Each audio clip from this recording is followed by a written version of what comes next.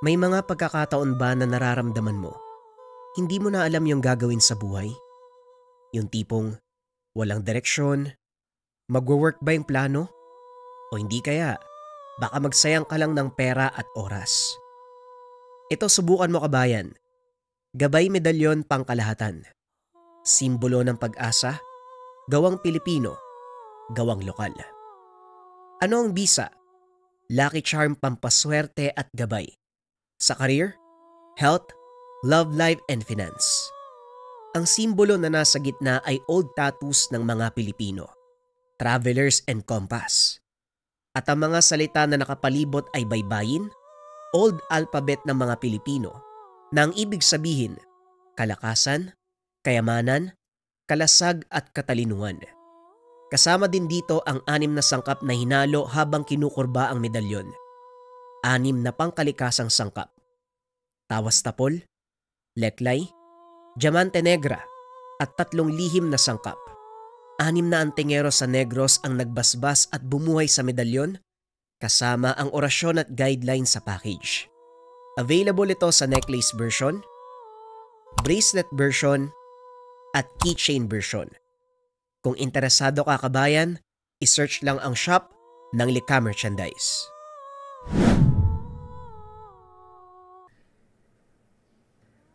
Ang kwentong ito ay hango sa totoong buhay. Mula ito sa isa nating kabayan na itago na lang natin sa pangalang Jimmy.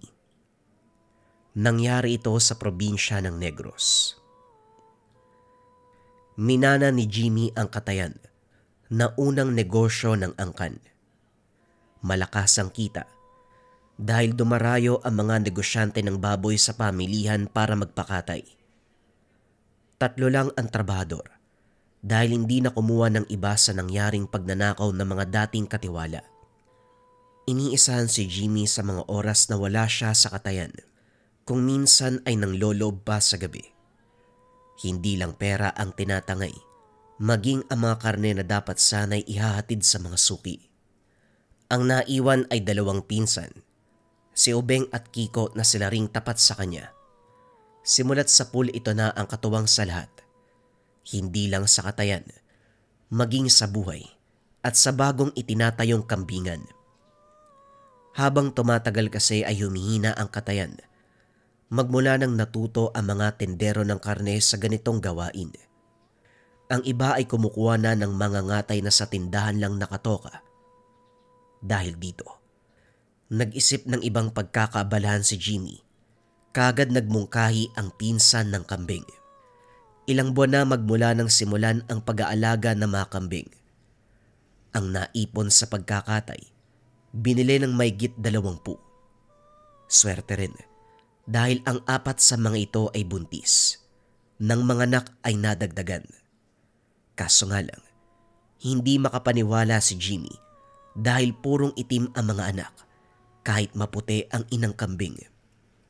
Inisip na lamang na baka itim ang kulay ng lumahi dito. Naging maayos ang negosyante dahil ito ang kasagsagan ng piyestahan sa mga karatig lugar. Kambing ang napiling karamihan na ihanda sa salo-salo. Hindi pa kabilang ang tipikal na negosyanteng bumibili upang ipagbili din sa mas mataas na halaga. Nariyan na rin ang mga kainan na ang espesyal na putahe ay kalderetang kambing. Jimmy, maliit na kambing na lang yung natira. Hindi ba tayo bibili kapalit na mga nabenta? May pera pa naman mula sa kinita natin. Tara, bumili tayo. May alam ako kung saan makakamura. Wika ni Kiko. Kasalukuyang nagtatanghalian ang magpipinsan. Kakatapos lang nilang magbenta ng kambing. Nangatay sa piyestahan sa kabilang bayan. Bibili talaga tayo mamaya pagkatapos kumain. Masyado ka namang nagmamadali eh. Pero napansin nyo, kakaiba yung karne ng kambing natin ano? Hindi naman gaano katabaan, pero siksik sa laman. Natuwa nga yung alkalde sa bayan eh. Kasi ilang oras ang itinagal ng pagpapalambot. Bibili daw sa susunod na buwan para sa kaalaman ng anak. Tandaan nyo makakalimutin pa naman ako. Nga pala, yung katayan natin isasara ba? Mas kumikita kasi tayo dito sa kambing eh. Kahit ilang buwan yung aantayin bago makabenta. Yung katayan natin, bihira na lang. Yung mga tendero-tendera kasi, natuto na eh. Sila na lang ang gumagawa. Hindi muna. Kahit papano kumikita naman ang katayan eh. Bihira nga lang pero ayos yon. Mapapakinabangan pa rin. Kiko, yung sinabi mong makakamura, sigurado ka ba? Bala ko kasing bumili ng 15 o 20 kambing. Ipares-pares natin. 10 babae, 10 lalaki. Kung hindi naman naabutin, pwedeng mas mababa ang bilang ng lalaki. Mas mahalaga ang mga babae para makapagparami. Oo naman, kilala mo si Mang Ador? Yung matandang bulagang kanang mata?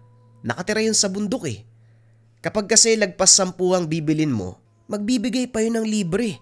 At saka mapapagkatiwalaan yun. Malulusog yung mga alaga, hindi nagbebenta kahit sinipon lang ang kambing. Nagbibigay yun ng payo para sa wastong pag-aalaga. Ayos pala eh, o sige. Puntahan natin mamayang hapon. O Beng, bilan mo ng gasolina yung sasakyan. Magdadala tayo ng truck para kung makabili, mauwi natin kaagad. Pagsapit ng hapon, pinunta nila ang tahanan ni Mang Ador. Nahirapan dahil pataas ang lugar.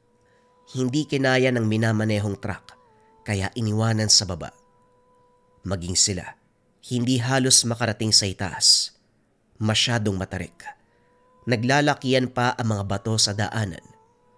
Kung hindi matibay ang mga paa, isang maling apak lang, madudulas at gugulong pa'y baba. Puro reklamo ang inabot ng magpipinsan pagdating sa mismong bahay ng matanda. Ano ka ba naman, Kiko?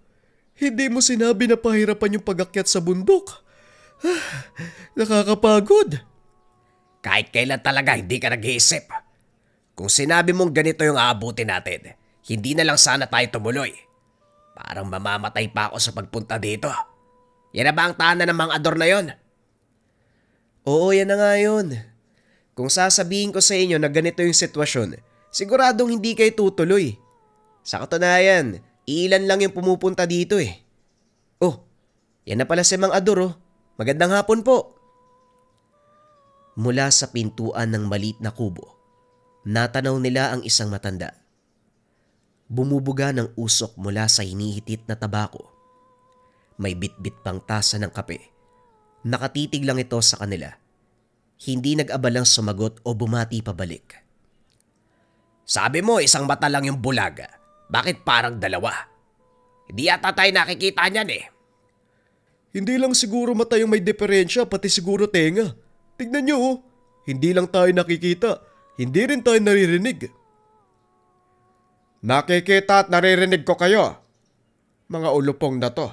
Kung makapagsalita, parang hindi karap yung taong pinag-uusapan. Ano bang sadya nyo rito? Hindi ako tumatanggap ng bisita na walang pasabi. Nagulat sila sa tugon ng matanda.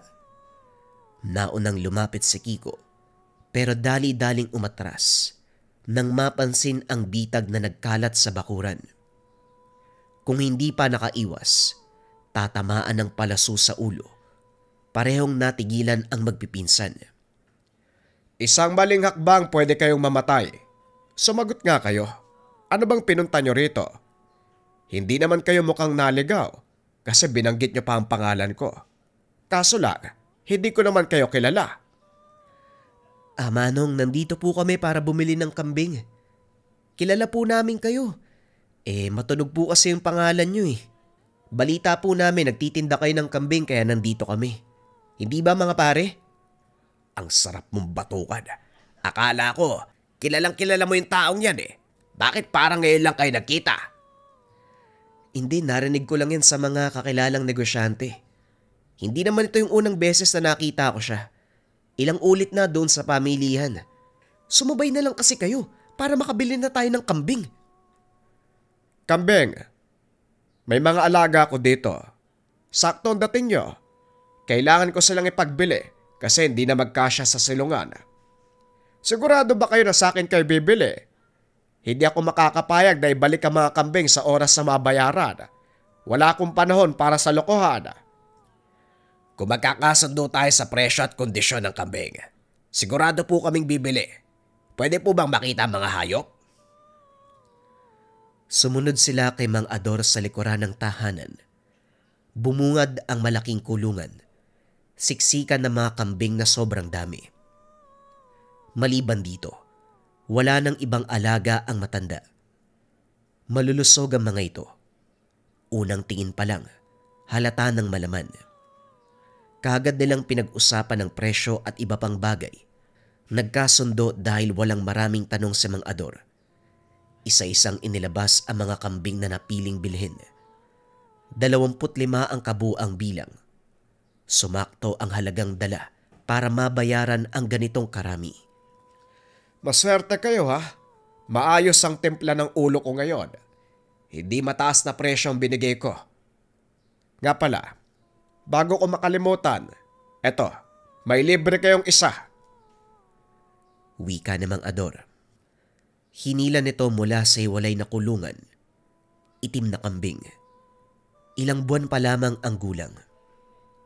Nagtaka si Jimmy dahil sa kanya lumapit. Tiningala siya ng kambing. Hinagod na lamang niya ang ulo nito. Aba ayos ah. Nagustuhan ka ng kambing.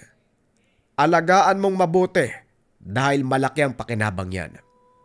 Hindi mo makikita sa ngayon, pero balang araw magugulat ka na lang sa itutulong yan. O siya, lumakad na kayo bago pa tuluyang sakupin ng dilim ang paligid. Mahirap makababa ng bundok lalo na kung gabi. Kahit may araw manong, mahirap pa rin po eh. Sige po, lalakad na kami ha. Maraming salamat po sa inyo. Gabi na nang makarating sa tahanan. Ipinasok sa kulungan ang mga kambing. Kaso napansin ni Jimmy ang kalagayan ng isa. Ang libreng kambing, walang tigil sa pag-atungal. Lumulundag-lundag pa sa kinalalagyan. Hindi maperme kahit anong gawin. Binigyan ng makakain at may inom subalit ayaw pa rin. Pinakawalan na lamang, hinayaang gumalaw sa buong dako. Sa pamamagitan nito naging kalmado rin. Kakarating lang perwisyo kagad. Sinabi pa ni Mang Ador na mapapakinabangan. Ngayon pa lang ang sarap ng katayan eh. Ang likot, ang ingay. Hayaan mo na, baka naninibago pa sa paligid. Mauna ka sa loob. Tulungan mo lang si Kiko sa pagdidiskarga ng mga baboy doon sa katayan. Mabuti nga may nagpakatay ngayon eh. Siguraduhin niyong maayos na may tatali ah. Kapag nakawala, malaking halaga ang pananagutan natin. Lagpas 50 kilo pa naman ang mga yan ah. O sige, kami nang bahala dun. Madali lang naman yan, maiwan ka na dito.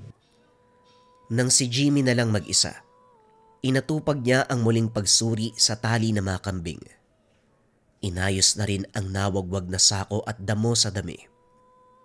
Pagkatapos ay pinagmasdang mabuti ang mga alaga. Hindi mapigilang mapangiti sa muling pagdami ng mga ito. Hindi nagtagal. Napalingon siya nang makaramdam ng mabigat na presensya. Kaba ang inabot ng makitang nakatindig ang itim na kambing. Nanlilisik ang mga mata. Parang tao ang pormahan ng pagtayo. Kaagad naman itong bumalik sa ayos ng mahampas ng walis. Diretsyong naglakad sa pinakadulo at sumalampak sa lupa. Lintik na kambing! Akala ko pa naman demonyo bigla na lang tumatayo. Grabe! Hindi makapaniwalang nakatingin sa kambing habang hinahagod ang kabadong dibdib. Dali-dali na rin siyang lumabas ng kambingan at saka nagtungo ng tahanan. Hindi mapakali sa nangyari. Sinilip niya ang kambing.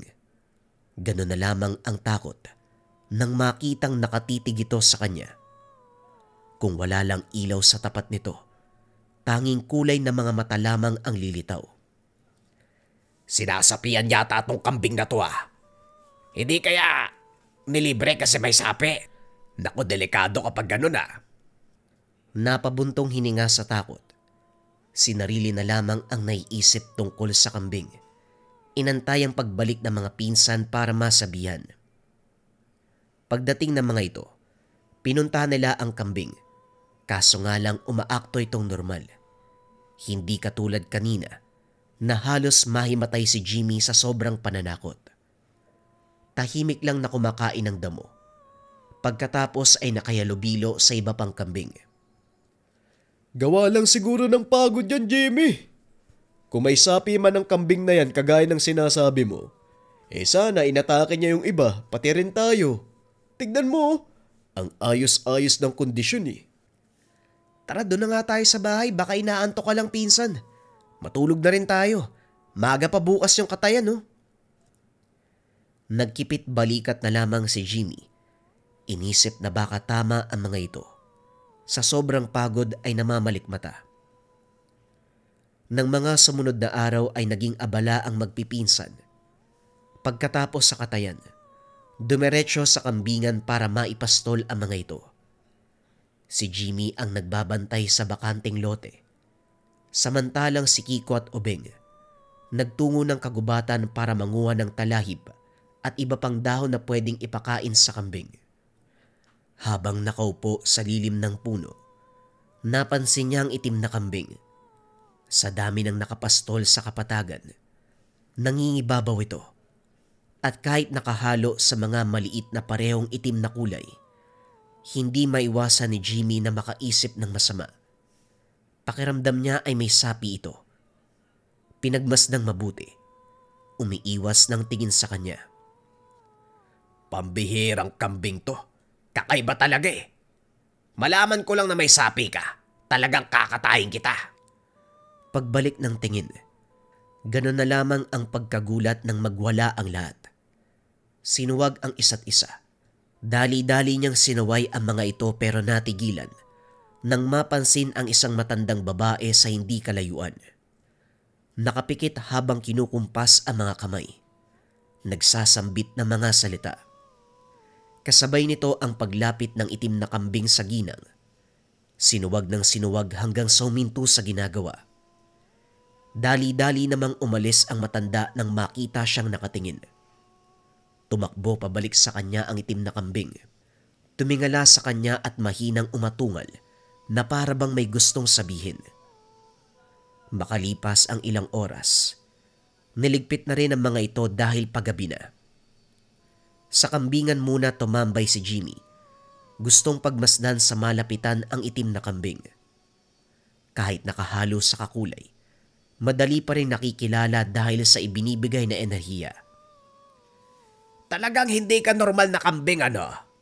Ang lakas ng loob mong kalabanin si Aling Gregoria. Nako, walang kahit sinong tao dito sa lugar ang sumubok na kumalaban sa kanya. Kilalang manggagawa yun eh. Masamang manggagaway. Nagbibigay ng sakit sa mga tao at mga hayop. Mabuti nga, umayos sa mga kasama mo kanina. Siguro ginamit ng mahika kaya nagrambulan. Kung hindi ka naging alisto, malamang may mga mamamatay sa alaga natin o malulumpo. Halika nga, lumapit ka rito. Wika ni Jimmy. Hindi niya napapansin. Unti-unting nagbabago ang kanyang ugali. Nagiging malapit sa kambing. Lumapit naman ang alaga sa kanya. Naupo sa harapan. Sinubuan niya ng damo pero kagad ding tumayo nang makarinig ng kaluskos. Nagsimulang magwala. Kahit mataas ang bakod, nagawang tumalon. Lumabas ng kulungan at dumiretso sa kakawyan. Dali-daling tinawag ni Jimmy sina Kiko at Ubeng para hanapin ito. Hiwalay sila ng direksyong tinahak. Parehong may dalang sulo at patalim. Kabisado nila ang kakawyan. Maliban na lang sa kinakatakutang ligaw na hayop. Nariyan din ang mga sigbin na alaga ni Aling Gregoria. Minsan silang hinabol nito. Sa kabutihang palad ay nakaligtas. Me, kambing! Me! Nasa ka bang kambing ka? Bumalik ka nga dito. Baka gawing hapunan ka ng sigbin. Bigla ka na lang tumatakbo. May hirapan pa kami sa paghahanap niyan eh. Naglakad siya sa unahan. Kagad pinatay ang sulo nang makarinig ng pag-angil. Malapit lang ito sa kanyang kinalalagyan. Hinanap at mula sa unahan, nakakita siya ng kakaibang hubog. Ang unang nakita ay bandang itaas.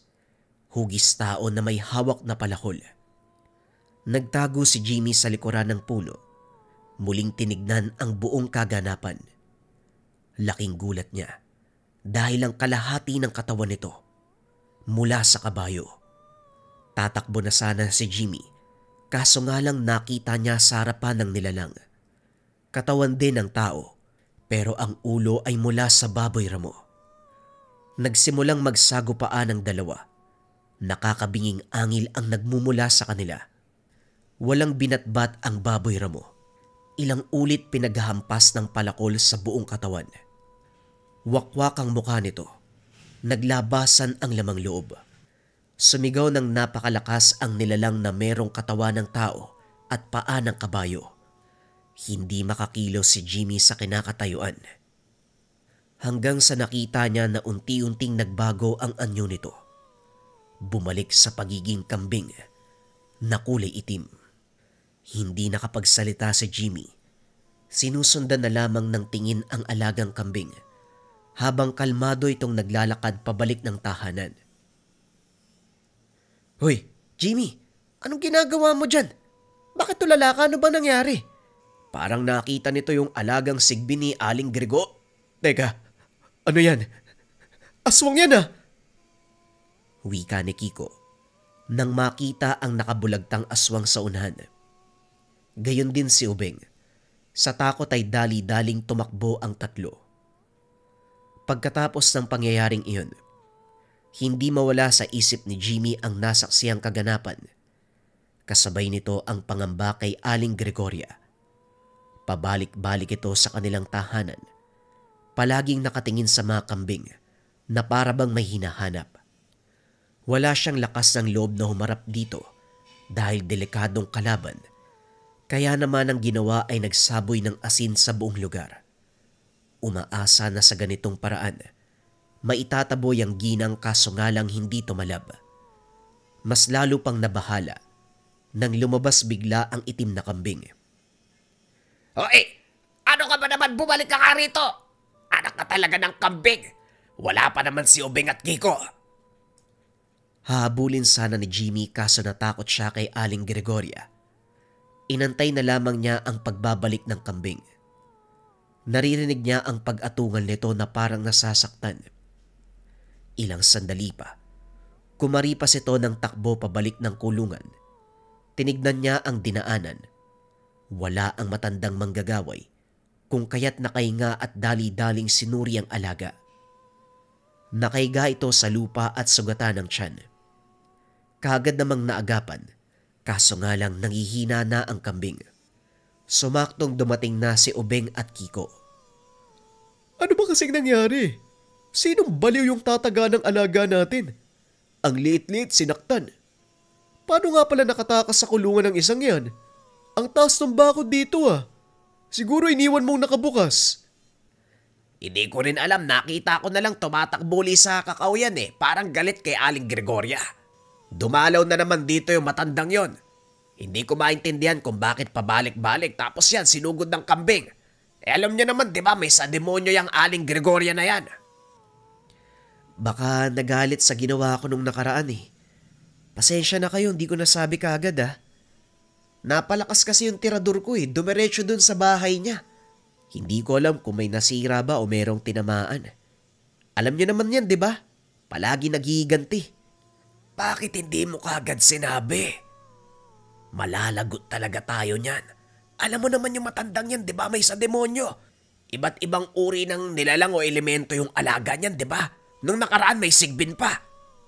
Kaya pala gano'n na lang yung tingin sa atin eh. May ginawa ka eh. Kasi naman kahit walang ibon, tirador ka ng tirador eh.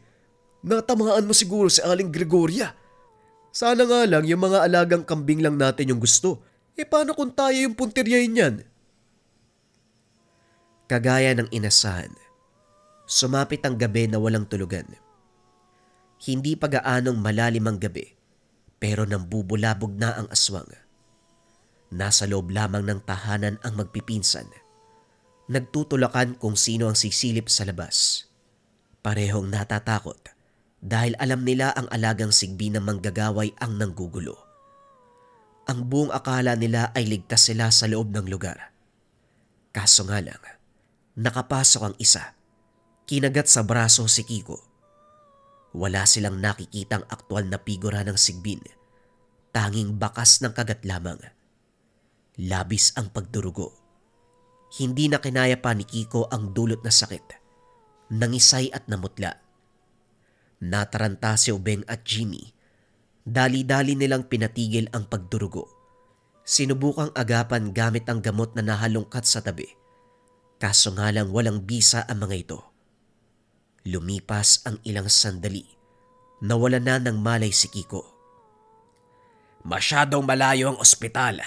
Delikado kung lalabas tayo, nariyan pa ang mga sigbin. Nakapasok nga ng hindi natin namamalayan eh. Naguguluhan ng dalawa sa sitwasyon hanggang sa narinig nila ang boses ni Aling Gregoria. Kung hindi nabasag ng kaibigan niya yung gamit ko sa tahanan, walang gulong mangyayari. Huwag na rin kayo mag-aksaya ng oras. Magpaalam na kayo sa kaibigan niyo dahil mamamatay na yan. Sinilip ni Jimmy ang labas ng tahanan. Nakita si Aling Gregoria nakatabi ang alagang sigbin. Napako ang tingin sa nilalang dahil sa taglay nitong itsura. Kasing tangkad ng asong kalye, nakaliyad. Mababa ang mga paa sa unahan kumpara sa likod. Matulis ang mga pangil. Naglalaway. Nanlilisik ang pulang mga mata. Grabe ang takot ni Jimmy at Ubeng habang sinisilip ang mga ito. Ilang sandali pa, napansin nila na umuusal ng kung anong salita si Aling Gregoria. Kasunod ang pagkumpas ng mga kamay. Hanggang sa biglang sumigaw si Ubeng nang maramdaman ang pananakit ng tiyan. Tama na! Tama na, Aling Gregoria, maawa ka sa amin. Nakikiusap ako sa inyo. Wika ni Jimmy. Hanggang sa kumilos ang alaga ni Aling Gregoria. Sa isang iglap, nasa harapan na ito ni Jimmy. Dahan-dahang gumagapang papalapit. Kaso nga lang umangil ng malakas ang sigbin. May humila sa mga paa nito. Ibinalibag palabas ng tahanan. Muling nakita ni Jimmy ang isang tao na may hawak na palakol. Ang kalahating katawan ay mula sa kabayo. Tinitigan ng nilalang si Jimmy. Alam niya na ito ang alagang kambing. Lumabas ng tahanan ang alaga. Hinarap ni Itim ang sigbin at ang manggagaway. Umusal ng orasyon si Aling Gregoria. Samantalang umatake naman ang sigbin. Kaso nga lang paulit-ulit lang itong hinahampas ni Itim. Walang nagagawa ang nilalang sa kanya. Nandito pala ang pakialamerong nilalang. Pinatay mo yung isang alaga ko. Ngayon gusto mong dalhin yung isa. Nagtatago ka pa sa katawan ng itim na kambing animal ka. Muling nag-usal ng orasyon si Aling Gregoria. Kaso nga lang hindi ito tumatalab kay Itim. Tumilapon ang matanda nang hambalusin ng palakol. Tumalsik ang matanda papunta sa puno. Dali-dali namang lumapit ang alaga sa kanya upang alalayan. Dinig ni Jimmy ang bawat paghakbang ni Itim. Naglalakad papalapit sa manggagaway at sa alaga nitong sigbin. Nakaharang ang sigbin sa harapan ni Aling Gregoria. Pinoprotekta ng amo. Sandali itong tinitigan ni Itim. Laking gulat ni Jimmy. Bigla itong hinambalos. Durog ang sigbin. Ganon din ang ginawa kay Aling Gregoria. Hinawakan nito ang dalang pamalo. Buong puwersang hinampas ang ulo ng matanda hanggang sa madurog ito. Napapikit na lang si Jimmy sa nasaksihan. Sa muli niyang pagdilat, itim na kambing ang nakita. Naglalakad papalapit sa kanya. Dinalaan pa ang kamay ni Jimmy hanggang sa pumunta ang itim na kambing sa dalawang pinsan, kay Kiko at Ubeng. Kasabay ng pagdila ng itim na kambing, naging maayos ang kalagayan ng dalawang pinsan. Anong klaseng elemento ka ba? Bakit ka ba nagpapalit ng anyo? Bakit mo pinatay si Aling Gregoria? Paano mo napatay yun, pati yung sigbin?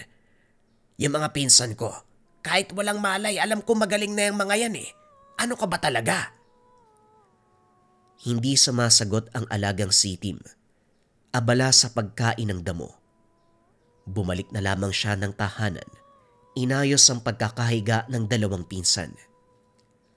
Pagsapit ng umaga, nagulat na lamang dahil wala na sa kulungan ang itim na kambing. Hinanap nila sa buong lugar. Kahit saang dako ay hindi na natagpuan. Naisip ni Jimmy na puntahan si Mang Ador para magtanong. Pagkarating, ang mismong kambing ang sumalubong. Ay, paanong napunta yan dito? Kinuha niyo po ba? Kagabi nasa bahay lang yan eh. Bumalik na yan dito kasi tapos na ang misyon niya. Napuksa na ang kailangan puksain. Yun lang naman ang sadya ng kambing na yan sa inyo. Napansin ko ang enerhiya na bumabalot sa inyo nung dumating kayo sa lugar. Nararamdaman ko na namarkahan kayo eh. Malapit ng biktimahin, kaya pinasama ko si Tim. Anong klaseng nilalang po ba yan? Bakit nagpapalit ang anyo? Iho, maraming bagay sa mundo na mahirap paniwalaan at intindihin. Huwag mo nang alamin. Hayaan nating manatiling sekreto para sa kaligtasan mo at kaligtasan ng itim na kambing. Kung lubusan ka nagpapasalamat sa ginawa niya, mas mabuting wag mong ipagsasabi kahit kanino ang bagay na to. Hindi na kinulit pa ni Jimmy ang matanda. Malaki ang pagpapasalamat nito kay Itim. Kung hindi dahil sa kambing, malamang patay na sila. Wala mang naging malinaw na sagot sa mga katanungan. Nakontento na lamang si Jimmy na minsan niyang nasaksiyan ang kakaibang kaganapan.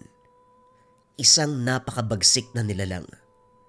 May katawan ng tao, paa ng kabayo, na nagtatago sa katangian bilang itim na kambing.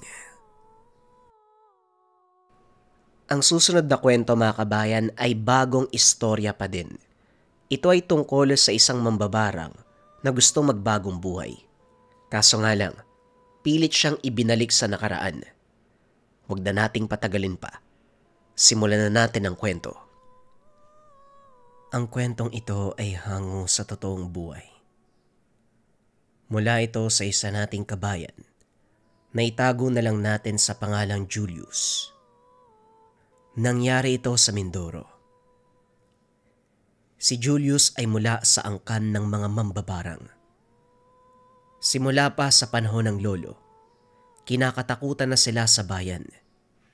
Hindi dahil sa pagiging masama, kundi dahil sa kapangyarihan na hindi maintindihan ng karamihan.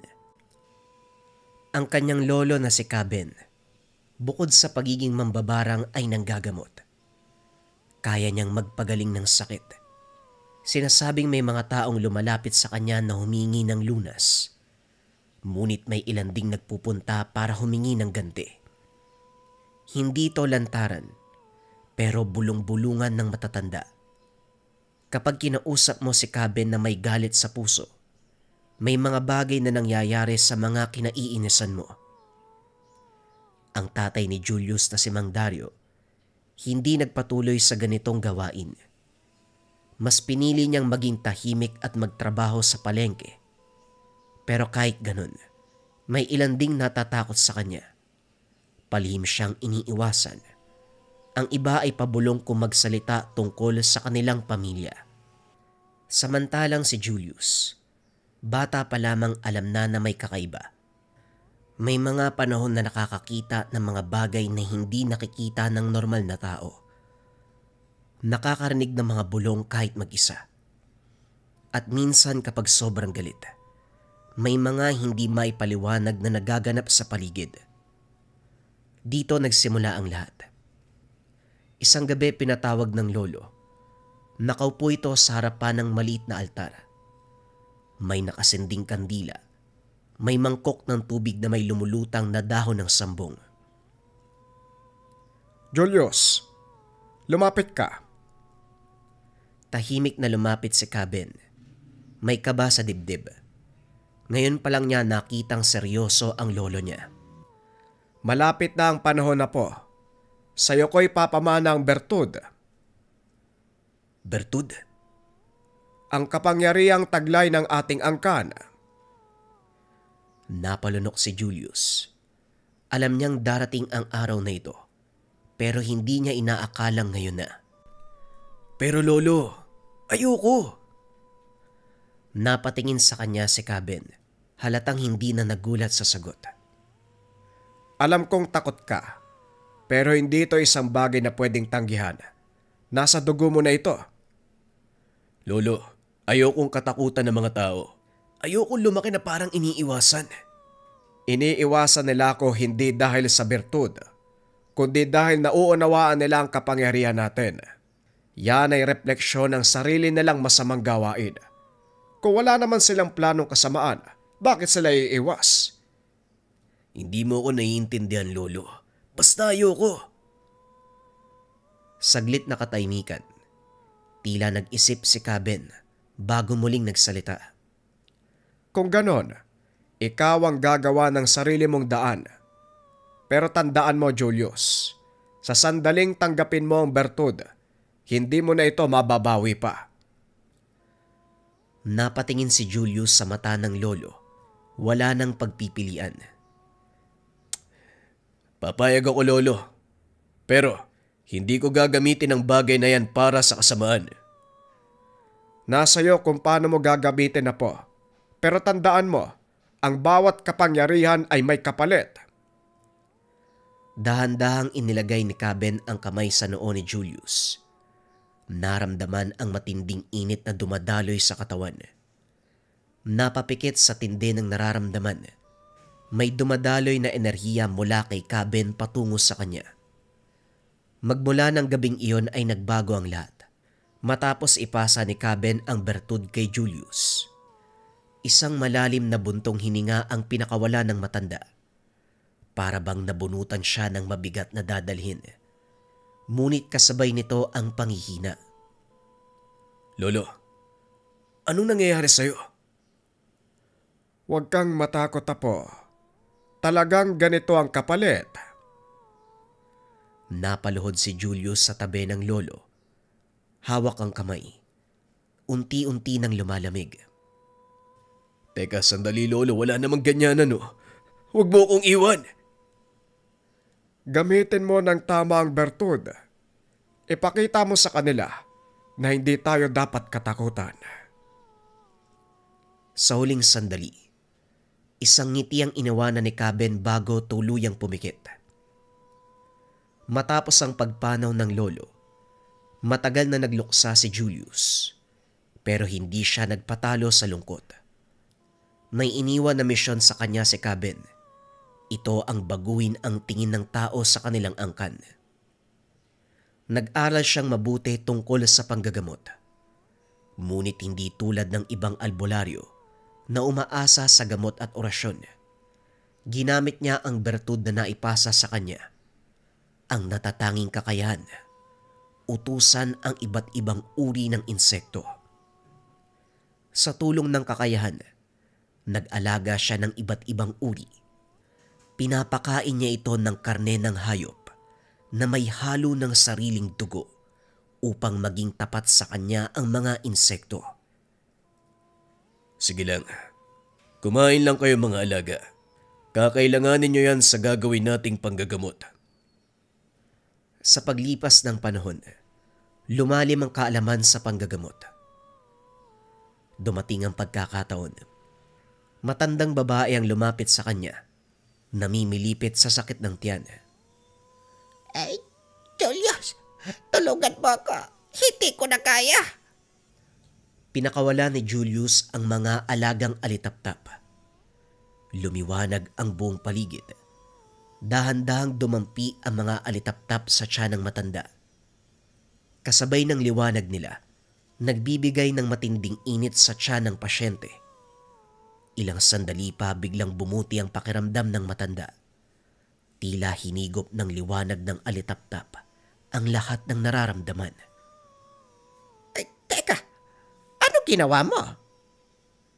Wala humanang, ang mahalaga magaling na kayo. Nagulat ang mga tao sa kakaibang paraan ng panggagamot ni Julius. Sa kabila ng takot ng ilan sa kanyang angkan, dumami ang lumapit sa kanya upang magpagamot. Ngunit kagaya ng normal na kaganapan, may mga taong hindi natutuwa sa ginagawa niya. Mga taong hindi naniniwala na isa siyang manggagamot. Hindi siya albularyo. Isang mambabarang na masama ang katauhan. Nagtatago lamang sa pagiging mabuti. Huwag kayong magpaloko. Mambabarang yan, ginagamit niya yung bertud para linlangin tayo. Sa halip na patulan, tinitigan lang sila ni Julius. Hindi ko kailangan patunayan ang sarili ko. Hayaan mo nga mga taong natutulungan ko magsabi kung ano ko.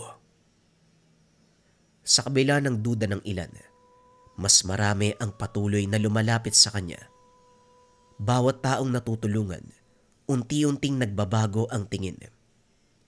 Pero alam niya na hindi pa tapos ang laban. Dahil sa anino ng nakaraan, laging may mga taong maghahanap ng dahilan para husgahan siya. Sa kabila ng takot ng marami, hindi inasahan ni Julius na may isang taong yayakapin ang buong pagkatao niya. Si Teresa, isang simpleng babae, walang alam sa lihim na karunungan, ngunit minahal siya ng buo. Hindi nagtagal pinakasalan ni Julius si Teresa. Iniwan niya ang lumang buhay ng pagiging isang mambabarang upang magsimula ng panibago. Sa maliit na bahay sa gilid ng bayan, namuhay ng masaya at simple. Julius, magiging tatay ka na. Napatitig si Julius sa asawa. Hindi siya makapaniwala. May halong takot at saya.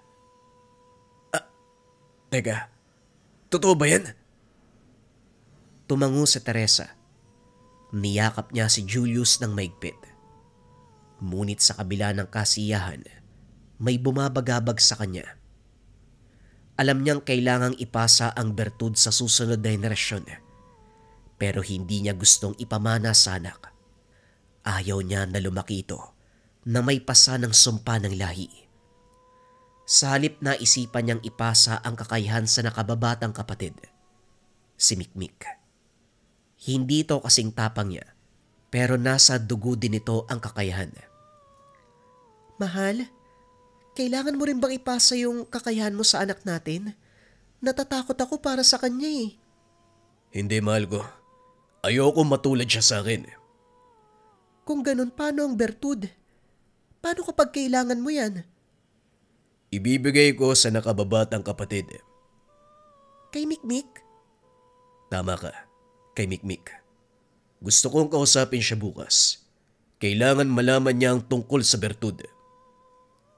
Ngunit bago pa man magkaroon ng pagkakataon na makausap ang kapatid, malagim na balita ang natanggap.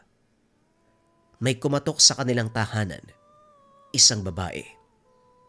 Nang pagbuksan, pamilyar na mukha ang bumungad sa kanya. Si Jessa, ang dating kasintahan ni Mikmik. Kuya, si Mikmik po. Patay na. Pinagbagsakan ng langit at lupa si Julius sa narinig. Anong sinasabi mo? Nagbibiro ka lang, di ba? Pinatay siya, kuya. Pinatay siya eh. Hindi normal na tao yung pumatay sa kanya. Nang marinig ito ni Julius, napalitan ng galit ang nararamdaman. Ipaliwanag mo sa akin kung ano ang nangyari. Tinambangan kami sa palayan, kuya eh, bago makauwi. Hindi ako pinabayaan ni Mikmik eh. Kaso, hindi niya kaya eh. Nanginginig ang kamay ni Julius. Noon iniiwasan niya ang bertud na gamitin sa paghihiganti. Ngunit ngayon, isang bahagi sa sarili ang gustong maghiganti sa nilalang na pumatay sa kanyang kapatid. Sabihin mo sa akin, sino ang pinaghihinalaan mong gumawa? Wala akong alam, kuya. Basta hindi normal na tao yun eh. Pulang-pula yung mga mata niya eh, tapos ang haba ng mga kuko eh. Ang tinalikurang buhay, pilit siyang ibinabalik. Nang gabing iyon bumalik si Julius sa dating buhay, hindi bilang isang mambabarang na kinakatakutan, ngunit bilang isang tao na handang ipagigante ang kapatid. Hindi kita titigilan kahit saan sulok ka magtago! Sa unang pagkakataon, matapos ang matagal na panahon, muli niyang tinawag ang mga alaga. Libong insekto ang dumating sa kanya. Paulit-ulit na bumabalik sa kanyang isipan ang itsura ng kapatid. Kung paano ito ngumiti, kung kailan huling nasilayan. Buo na ang pagpapasya ni Julius. Kinabukasan ay hahanapin na ang salarin. Kaso nga lang, pagsapit ng umaga isang nakakagimbal na balita ang dumating. Patay na si Jessa. Walang saksi, walang palatandaan kung sino ang pumatay. Natagpuan ang katawan sa masukal na bahagi ng gubat. Hindi nagkataon ng lahat ng bagay na ito. May gustong umubos sa lahi namin. Pinakalma ang sarili. Inisip ang susunod na hakbang. Ngunit bago pa siya makakilos, isa pang dagok ang dumating. Natagpo ang patay ang mahal na asawa sa gilid ng ilog. Kasalukuyan itong papunta sa tahanan ng mga magulang. Doon biniktima ng nilalang. Ang bata sa sinapupunan, kasama sa namatay. Napasigaw na lamang si Julio sa sakit na nararamdaman. Wala nang natira sa kanya. Ang kapatid, ang asawa, ang anak na hindi man lang nasilayan. Lahat ng ito ay patay na. Sa araw ng libing ni Teresa, wala kahit isang luha ang lumabas mula kay Julius. Lahat ng lungkot niya, napalitan ng isang bagay na mas malalim, matinding galit, matinding paghihiganti. Tahimik siyang nakatayo sa harapan ng puntod ng asawa. Hawak-hawak sa bulsa ang maliit na botelya. Sa loob nito ay isang patak ng dugo. Isang paalala na hindi siya ordinaryong tao. Lumapit sa kanya ang isang matandang albularyo sa kanilang bayan. Julius, alam ko ang nararamdaman mo, pati na rin ang nasa isipan mo. Huwag kang magpapadala sa galit. Kung babalikan mo ang dating buhay, lalong-lalo kang maliligaw. Huwag kang mag-alala, Manong. Wala naman akong babalikan. Julius, may kapalit ang paghihiganti. Alam ko at handa akong pagbayaran kung ano man ang kapalit. Mabigyan ko lang ng hustisyang kamatayan ng mga mahal ko sa buhay. Pagsapit ng gabi, nagsagawa na ng ritual si Julius. Ginilitan ang sariling kamay. Ipinatak ang dugo sa lupa. Tinawag ang lahat ng alaga. Iba't ibang uri ng insekto ang dumating. Lahat kayo, hanapin niyo kung sinong pumatay sa mga mahal ko sa buhay. Ngayon din! Nang gabing yun, pinakita ni Julius ang tunay na lakas ng isang mambabarang. Kalaunan, nakilala ang salarin. Walang iba kung hindi si Leo. Alam ni Julius na kung susuguri niya ng harapan si Leo, hindi niya ito matatalo. Hindi ordinaryong matanda si Leo. May lahing kiwig, may dugong bawo, isang nilalang na napapabilang sa lahi ng mga aswang. Kaya naman ibang pamamaraan ang gagamitin ni Julius. Gusto niyang pahirapan ang kalaban hanggang sa ito na mismo ang kusang sumuko. Nagsimula na ng ritual si Julius. Sa loob ng pentagramo, hawak-hawak niya ang isang bao. Muling sinugatan ng kamay, ipinatak ang dugo. Kasabay nito sa gilid ni Julius, may bungo ng tao. Inilagay niya ang bungo sa ibabaw ng bao na may dugo. Nagsambit ng mga orasyon. Binulong ang pangalan ni Leo. Nang gabing iyon, naglakad si Julius papunta sa kabundukan. Ito ang pinakamalakas na proseso ng isang mambabarang. Inilagay ang bao at bungo ng tao sa kaloob-looban ng kuweba kung saan walang makakatagpo. Kahit anong gawin mo, Mang Leo, hinding-hindi mo matatakasan ang prosesong ginawa ko. Nang gabing ito, habang maimbing na natutulog si Leo, biglang nagising ang matanda. Nakaramdam na merong pumasok sa kanyang katawan. Hindi ito pinansin ng una. Nagsimula sa simpleng pagkagutom ang nararamdaman ni Leo. Kahit anong pagkain ay hindi nawawala ang pagkagutom. Parang laging walang laman ang tiyan. Bakit parang hindi ako nabubusog? Ano bang nangyayari sa akin? Pinagmamasdan lang ni Julius ang nangyayari kay Leo. Nakatago lamang siya sa malayong lugar habang tinitignan ang pagdurusa nito. Muling kumain si Leo. Ilang minuto ang nakalipas ay sinusuka lamang ang lahat ng pinapasok sa bibig. Laking gulat ni Leo, hindi na pagkain ang lumabas. Itim na likido at iba't ibang uri ng insekto. Anong nangyayari sa akin? Sinong nambarang sa akin? Aray ko. Ano bang nangyayari? Dumapa siya sa lupa. Nangingisay sa matinding hapdi. Gumuguhit mula sa sikmura papunta sa kanyang lalamunan. Isang nilalang ang gustong lumabas sa katawan, pero hindi niya mailabas. Dahan-dahang nagbabago ang itsura ni Leo. Namumutla. Lumalalim ang mga mata. Humahaba ang kuko ng kusa. Lumalabas ang katangian ng pagiging aswang. Ginigising ni Julius ang sumpa sa kanyang katawan. Nang sumunod na gabi, hindi na natiis ni Leo ang gutom. Hindi na lamang normal na pagkain ang nais niya. Nagugutom siya sa laman ng tao. Nagugutom siya sa dugo. Hindi pwede. Hindi ako pwede maging ganito. Hindi ko mapanlabanan. Tuwang-tuwa si Leo habang pinagmamasdan niya ang nangyayari kay Julius. Nasa labas ito ng bakuran. Pilit na pinanlalabanan ang sarili.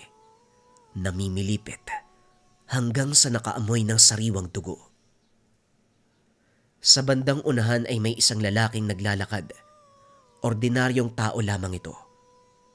Walang pagdadalawang isip na sumugod si Leo.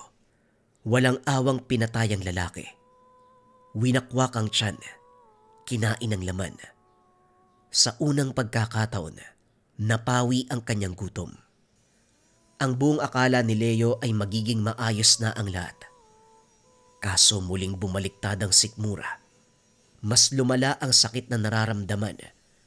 May kung anong gumagalaw sa loob na parang gustong lumabas sa kanyang katawan. Muli siyang nagsuka ng itim na likido at iba't ibang uri ng insekto. Labis ang gutom na nararamdaman. Kaso nga lang sa bawat pagkain niya ng laman, kasabay nito ang pagpapahirap na sakit na nararamdaman. Hindi alam ni Leo kung anong gagawin. Uunahin ba ang gutom o titiisin ito dahil sa hirap na nararamdaman sa bawat pagdampi ng dugo at balat sa kanyang bibig? Malala ang ginawang sumpa ni Julius. Wala kang ibang pagpipilian kung hindi ang magdusa. Lumipas pa ang ilang araw. Halos wala nang natitirang lakas si Leo. Wala na rin siyang ibang ginawa kung hindi magtago sa madilim na sulok. Umiiwas sa mga tao dahil siguradong aatakihin niya ang lahat ng ito. Tumakbo sa gitna ng kagubatan si Leo hanggang sa nakita niya ang figura ng isang lalaki. Kumusta ka, Manong Leo? Kumusta ang pakiramdam mo? Gusto sanang magsalita ng matanda.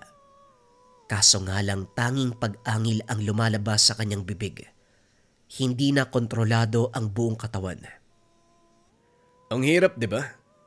Nagugutom ka. Pero kapag kumain ka naman, nakakaramdam ka ng parusa. Hindi mo alam kung anong uunahin. Ang pagkayok sa pagkain o iwasan ang parusa. Sinira mo ang buhay ko nang patayin mo ang aking pamilya. Ngayon magbayad ka. Ayaw kitang patayin ng mabilisan eh.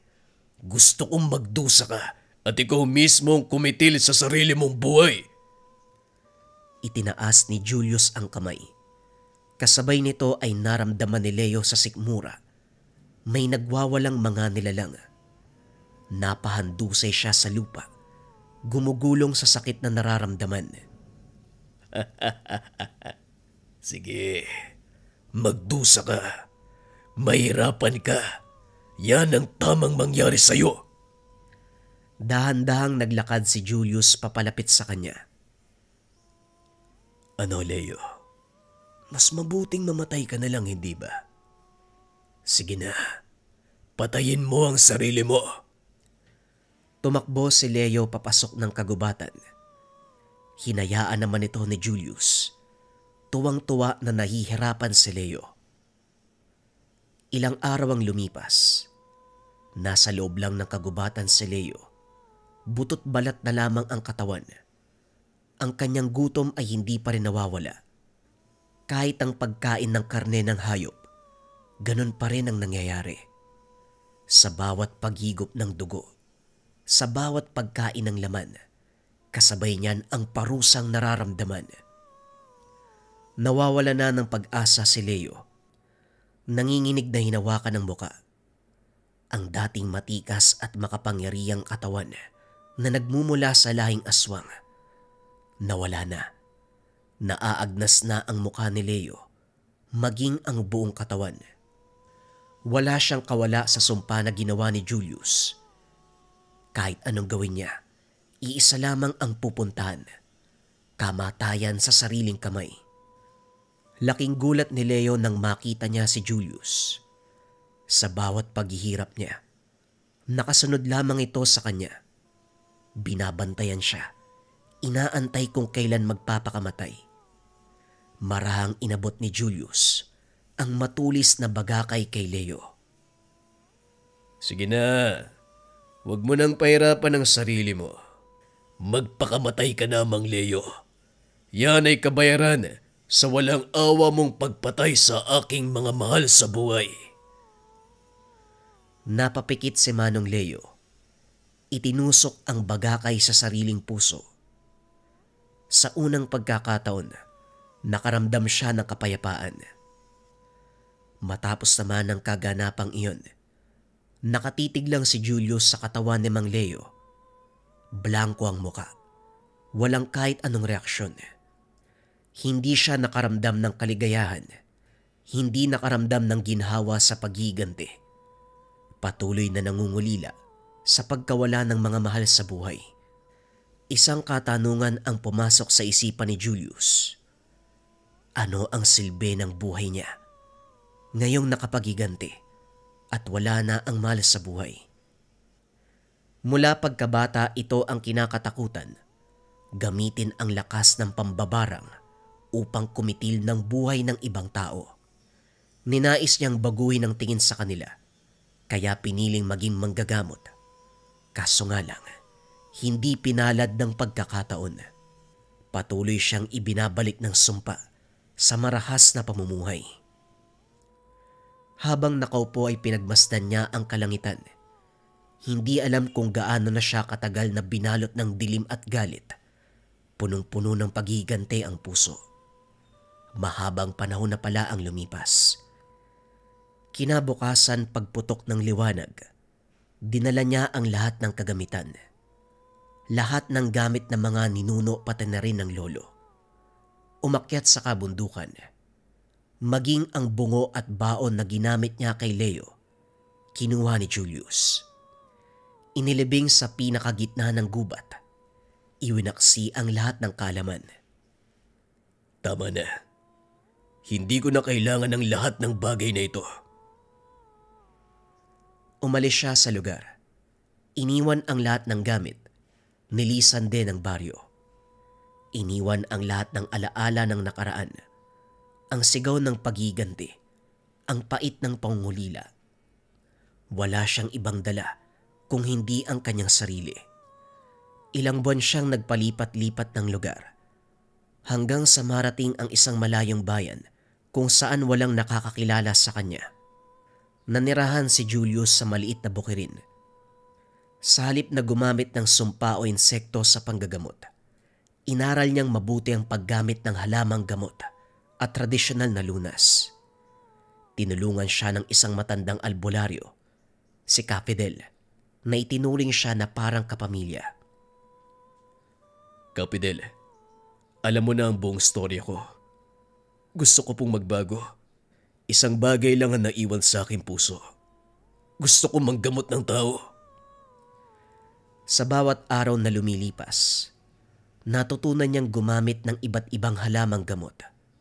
Unti-unti siyang nakilala bilang mahusay na manggagamot na gumagamit ng mga tradisyonal na pamamaraan. Wala nang takot sa kanyang pangalan. Sa halip ang mga taong lumalapit ay hindi para humingi ng sumpa, kung hindi para humingi ng lunas. Lumipas ang maraming taon. Nakilala niya si Aling Marta. Mabait na byuda, may isang anak na lalaki na si Emil. Dahil sa pagiging malapit, naging tunay na ama si Julius kay Emil. Tinuruan niya ito ng lahat ng nalalaman tungkol sa panggagamot. Palagi mong tatandaan, Emil, hindi kailangan ng kapalit sa pagtulong sa mga tao. Ang pinakamahalagang gantimpala, mapagaling sila at makita ang kaligayahan sa kanilang muka. Sa bagong buhay, natagpuan ni Julius ang kapayapaan. Masalimuot, masakit, madilim man ang nakaraan. Hindi nagpatalo si Julius. Patuloy niyang ginampanan ang pangako sa kanyang tatay. Babaguhin ang paningin ng mga tao sa kanila. Natupad naman ito ni Julius. Isa na siyang manggagamot na gumagamit ng tradisyonal na pamamaraan, kinagiliwan at minahal ng taong bayan. Grabe tong kwento na to mga kabayan. Isa to sa pinakamasakit na storya na nanarrate ko. Pero parang yun din kasi yung tadhana eh. Talagang hindi niya pwedeng pagsamahin yung kaalaman niya sa pambabarang para tumulong sa ibang tao. Kaya yung panahon na mismo yung gumawa ng paraan para alisin sa kanya. Inilipat siya sa pagiging herbularyo o mas kilala sa manggagamot na gumagamit ng mga herbal na medisina. Anong masasabi niyo sa kwento niya mga kabayan? Huwag kayo mahiya na mag-comment, ibahagi ang inyong opinyon.